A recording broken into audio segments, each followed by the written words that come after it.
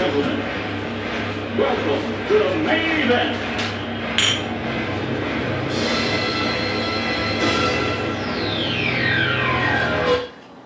Hey, thanks for joining us here on another edition of Garage Boxing. Kevin Breen, joined as always by Mr. Rob Ernster. Good to be here. Hey, so we're here and we're talking about boxing as usual, of course, and you know, we're fresh off hot off the heels of the impressive DIRRELL Abraham disqualification. It's a victory, no matter how you see it or how you saw it or how it's called. But hey, a hell of a fight. You know, the Super 6 tournament, whatever you got to say about it, delays and injuries and stuff, not a bad thing to have happen, right? No, it's great. I think it's great for boxing. You know, we were talking we'd hopefully see more of it, but you know, getting back to the Super 6, I thought that was a great fight. I think DIRRELL, I mean, in that fight had the perfect game plan against Abraham. You know, he went in there, he outboxed him, he went to the body, agitated the guy.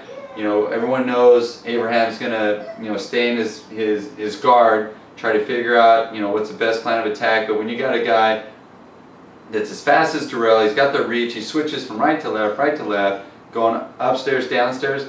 There's just not enough time in a 12-round fight to figure him out. I mean, maybe obviously he caught him in the fight. We both thought that he knocked him down when they called it a slip. It wasn't a slip, I mean. Well, he hit him. I don't know if he was off balance. You know, it's not like he hit him solid and he just knocked him down. He was going that way and he hit him. But I think the same thing happened when DIRRELL hit Abraham. You know, Abraham was going back and he just kind of helped him and he knocked him down. Well, I think what he did is he kind of first he pushed him with the left, and I think Abraham was off balance with the left, and then caught him with the right. You know, yeah, I mean, that was a legitimate knockdown. I think they both were. It was not the best officiated fight. I mean, let's be real about that. No matter how you saw it, whether you think DIRRELL was acting at the end or not, if the guy's eyes are fluttering and he doesn't know what's going on, and the questions at the end of the fight, that's something that. But he was down. He was on the ground. So I mean, there's no question that he was down. And he got hit when he was down. Right. But regardless if he's hurt or not hurt, he got disqualified because he was hit when he was on the ground.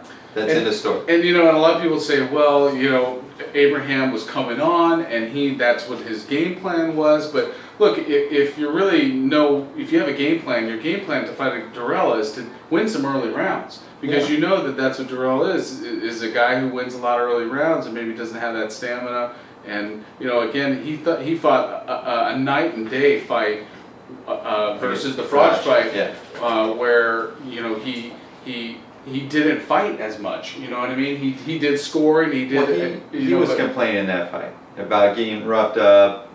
Calling shots to the back of the head, kind of like Abraham. Every time he hit Abraham to the midsection, he's like, telling the ref, do your job, but it's like, you know what, he's doing his job. You do your job and fight, let him ref it. Absolutely. And, if you don't like it, do something about it. Right. You got your chance. You got every 3 minutes, Right. Go hit him. Go for it. So, if he would have been given some extra time, that's what I would have liked to see, but again, if the guy's eyes fluttering, he's out, it's like, it's a DQ. And, it's a DQ, again, that's again a beauty of the tournament is that they may fight each other again, because unlike a tournament style situation, they may never fight each other again. So, again, the next round, of course, begins, or the stage, the other additional fights of the stage 2 are going to be the Kessler-Froch fight on April 24th, and then the Andre Ward and Alan Green fight, which was postponed to June 19th because of a Ward injury.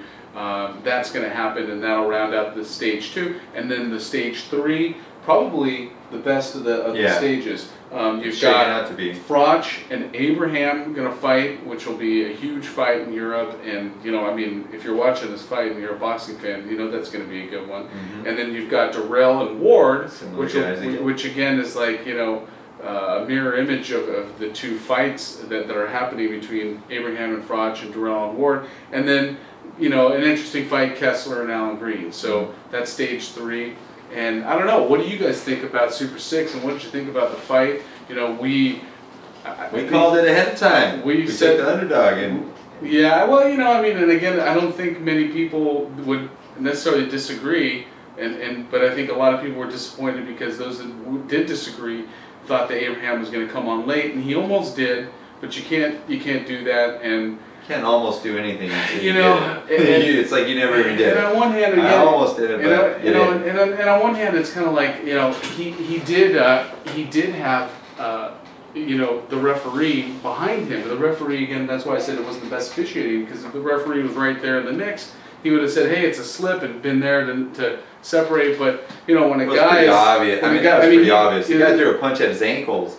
Yeah. And I didn't know he was down. I mean, he was like a swing. He slipped and then he went down even further. So he slipped and then he went down and then he hit him. Yeah. So he was frustrated because he was getting out of class. He was getting out boxes, his premier fight in the States, and he just got beat. You know, and you're just gonna have to deal with it. That's why they fight in Europe. He's gonna come back, and it'll be a good, interesting, you know, round out for stage 2 with those fights coming up. And you know, again, let us know what your thoughts on the Super 6 and about the DIRRELL Abraham fight, and who you think the favorite is now. It looks like it's DIRRELL and Ward, 2 Americans. Yeah, I think so.